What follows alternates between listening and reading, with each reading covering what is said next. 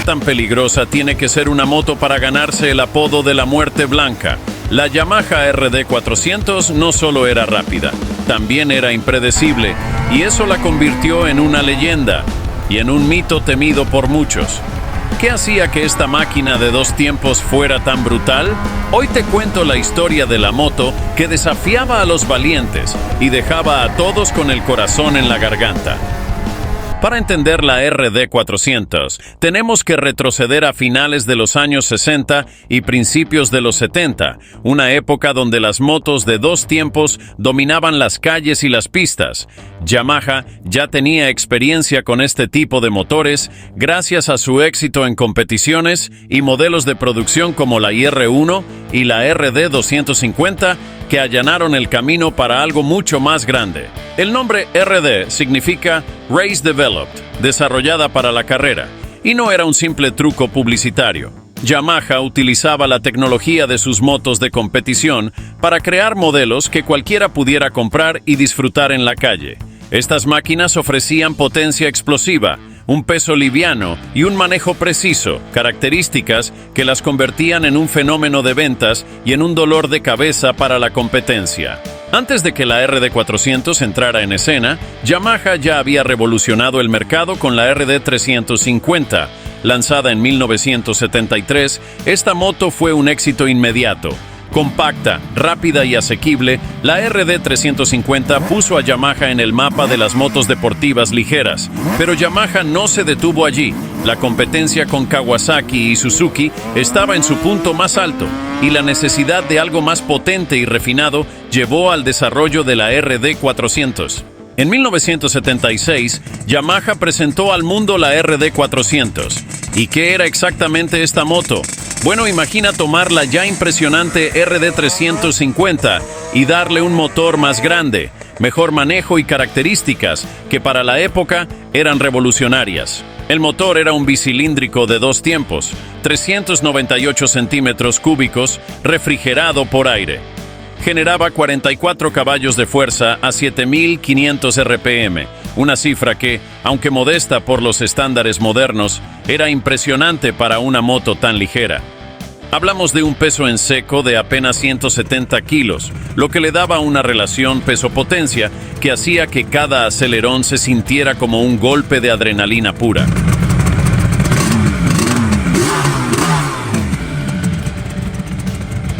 Además, Yamaha introdujo un chasis mejorado, más rígido y estable, que hacía que la RD400 fuera mucho más manejable que su predecesora. Los frenos de disco delanteros y traseros eran otro punto destacado, ofreciendo un nivel de control que pocas motos de la época podían igualar.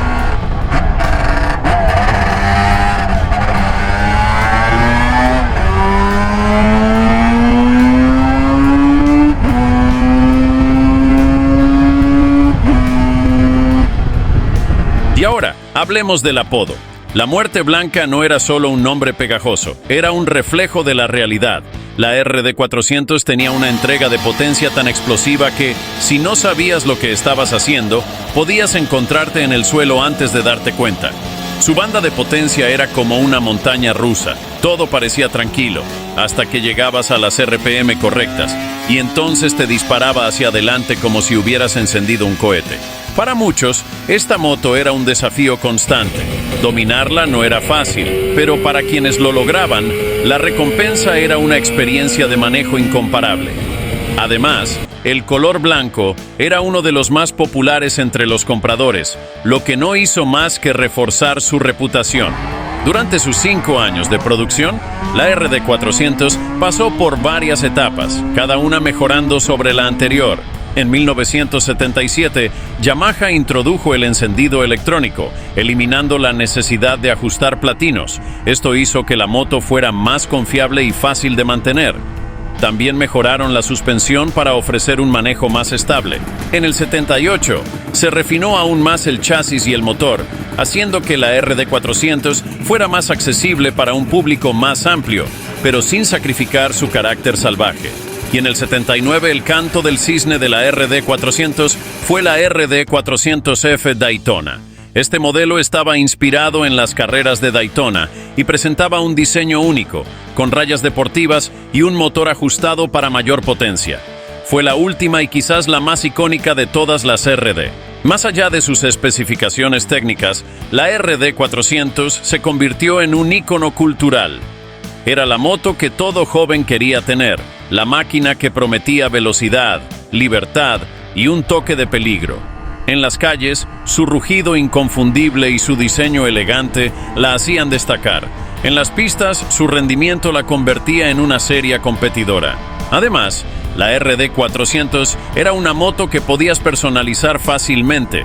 Desde escapes hasta carenados, los propietarios podían hacer la suya, lo que solo aumentó su popularidad entre los entusiastas. Y si bien la RD 400 no fue diseñada específicamente para competir, eso no detuvo a los pilotos.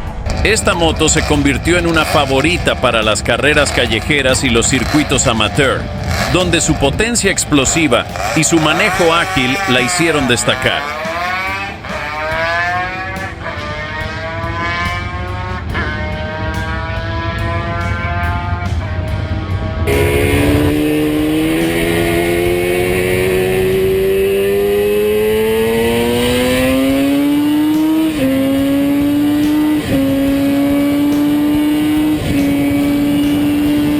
Incluso hoy, décadas después de su lanzamiento, las RD 400 restauradas son comunes en eventos de carreras clásicas, donde siguen demostrando que su diseño era adelantado a su tiempo.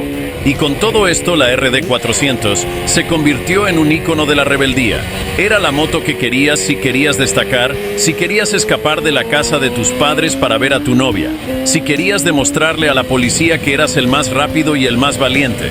Sus colores llamativos, su sonido característico y su rendimiento explosivo la convirtieron en una leyenda urbana sobre ruedas.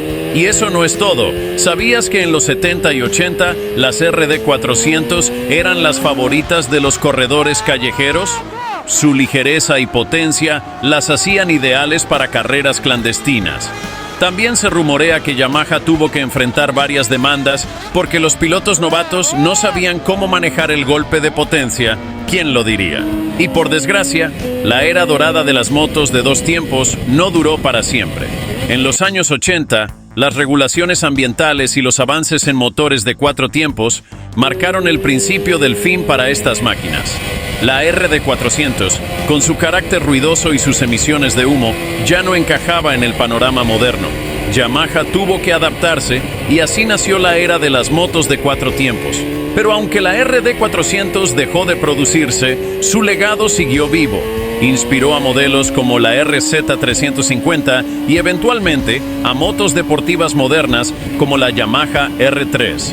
Aunque obviamente ninguna se le va a comparar a una deportiva 2 tiempos, y mucho menos si creciste con estas máquinas indomables, porque después de conducir una RD 400 o 350, ya todo te parece fácil y nada te resulta un desafío. Y eso es una bendición, pero a la vez una maldición. ¿Por qué? Esta máquina es más que una moto. Es un recordatorio de lo que significaba montar una máquina pura, sin filtros.